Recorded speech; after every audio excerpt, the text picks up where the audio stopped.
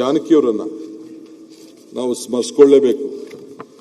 ಪ್ರೀತಿಗೆ ಒಂದು ಧ್ವನಿ ನೀಡಿದಂಥ ಒಬ್ಬ ದೊಡ್ಡ ನಾಯಕಿ.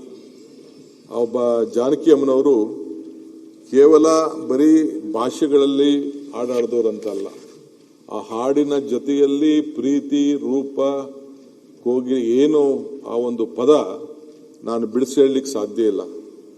ಪ್ರೀತಿಗೂ ಧ್ವನಿ ನೀಡಿದವರು, ನೋವು ಧ್ವನಿ ನೀಡಿದವರು, ಭಕ್ತಿಗೂ ಧ್ವನಿ ನೀಡಿದಂಥವ್ರು, ತಾಯಿತನಕ್ಕೂ ಧ್ವನಿ ನೀಡಿದವರು, ಸಂತೋಷಕ್ಕೂ ಧ್ವನಿ ನೀಡಿದಂಥ ಒಬ್ಬ ಗಾನ ಕೋಗಿಲೆ.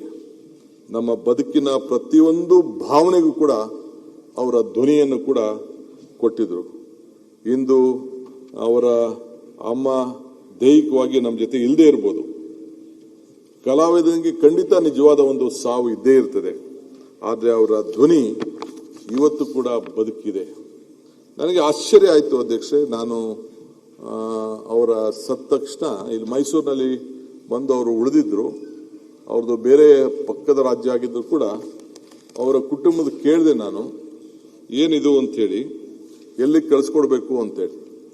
ಇಲ್ಲ ಅವರು ತೀರ್ಮಾನ ಮಾಡಿಕೊಂಡೇ ಬಂದಿದ್ರು, ನನ್ನ ಕೊನೆ ಅಂತ್ಯ ಕರ್ನಾಟಕದಲ್ಲಿ ಆಗಬೇಕು, ಅದು ಮೈಸೂರಿನಲ್ಲಿ ಆಗಬೇಕು ಅಂತೇಳಿ ತೀರ್ಮಾನ ಮಾಡಿ ಅವ್ರು ಇಲ್ಲೇ ಇದ್ರು. ಸೊ ಅವರ ಅಂತಿಮ ಸಂಸ್ಕಾರ ಕೂಡ ಮೈಸೂರಿನಲ್ಲಿ ಆಗಬೇಕು ಅಂತೇಳಿ ನಮ್ಮ ಯತೀಂದ್ರರ್ ಅವ್ರಿಗೆ ರಿಕ್ವೆಸ್ಟ್ ಮಾಡಿ, ಅವ್ರದ್ದೆಲ್ಲ ಬೇರೆ ಕಡೆ ಪ್ರೋಗ್ರಾಮ್ ಇತ್ತು, ಇಲ್ಲ ನೀನು ಅದನ್ನು ನಮ್ಮ ಸರ್ಕಾರದ ಪರವಾಗಿ ನೀನೇ ಅದರಲ್ಲಿ ಪಾಲ್ಗೊಳ್ಬೇಕು ಅಂತ ಹೇಳಿ ಅವ್ರಿಗೆ ಮಾರ್ಗದರ್ಶನವನ್ನು ಕೊಟ್ಟೆ.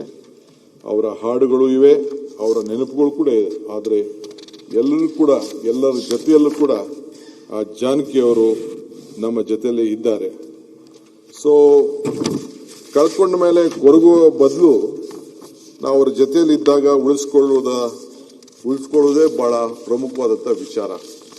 ಹಾಗೆ ಭೋಸ್ಲೆ ಅವರು ಕೂಡ, ಅವರ ಬಗ್ಗೆ ಕೂಡ ತಾವು ಅನೇಕ ವಿಚಾರಗಳನ್ನು ನಮ್ಮ ಜೊತೆ ಇತ್ತೆ. ಅವರ ಇತಿಹಾಸ ಬಹಳ ದೊಡ್ಡದು.